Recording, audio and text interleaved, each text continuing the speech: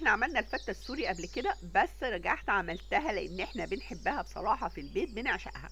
هي ليها طعم مختلف شوية عن الفتة المصري. طبعا الفتة المصري لا يعلى عليها، محدش يقدر يتكلم عليها، بس الفتة السوري ليها طعم مختلف شوية. فبصراحة هي جميلة، زائد ان هي اقتصادية وموفرة، ما احناش اضطرينا نجيب لحمة ولا حاجة. هو نص كيلو بانيه عملنا كل العظمة اللي انت شايفاها دي. يلا بينا نسمي الله ونصلي على الرسول الكريم ونشوف عملنا الفتة التحفة دي ازاي.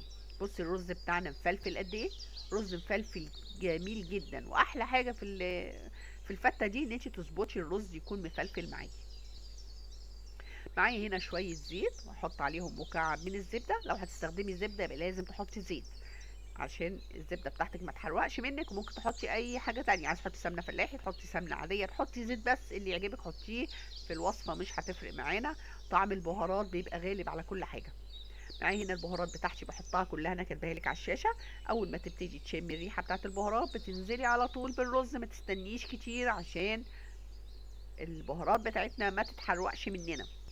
بقلب الرز بتاعي كله، بغلفه كده بالايدام بالبهارات، وحطيت هنا الملح بتاعي وببتدي اغلفه كله كده.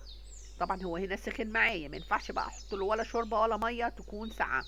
بحط مقدار الرز هو نفس مقدار الشوربه او اللحم، لحمه ايه، الشوربه او الميه اللي موجود عندك حطيه.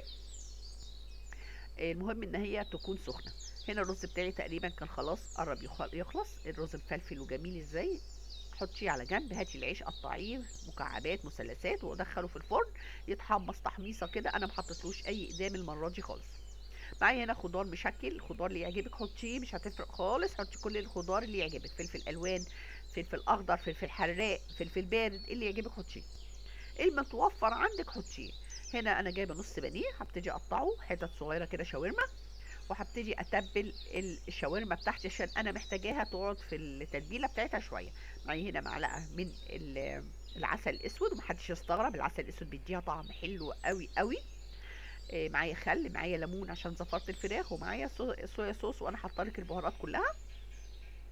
انا معايا هنا علبه من الزبادي، واخده معلقه منها بس ومعلقه من الثوم، وبقيت الزبادي هعمل منها الصوص اللي بحطه في الاخر على الفته. بقلب معايا هنا الشاورما بتاعتي واركنها على جنب شويه، وبعدين باجي في الطاسه بتاعتي بحط شويه زيت وانزل بالشاورما بتاعتي الاول لحد ما يا دوب تبتدي آه، يعني تتغير لونها حاجه بسيطه كده. انا هنا بحضر الصوص بتاعي معايا. على فكره هنا المقادير بتاعه الصوص احنا مش ملتزمين بحاجه، يعني انا حاطه هنا معلقتين طحينه على كوبايه الزبادي. انت ممكن تزودي الطحينه، ممكن تزودي الزبادي لو انت عايزه الصوص بتاعك اكتر من كده. وبحط شويه توم صغيرين وملح وفلفل اسمر، وبخففها بالميه لحد المقدار اللي انت عايزاه. بس كده.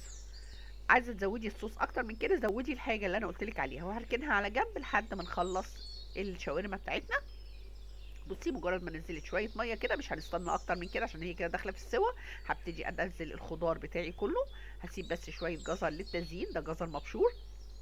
هبتدي اقلب الخضار، انا مش حاطه للخضار اي توابل علشان انا متبله الشاورما بتاعتي بس. وهغطي عليها واسيبها تستوي، وبعد كده نقدم التقديمه اللي انت شفتيها في الاول. والف هنا عليكم، وربنا يحسن ما بين ايديكم.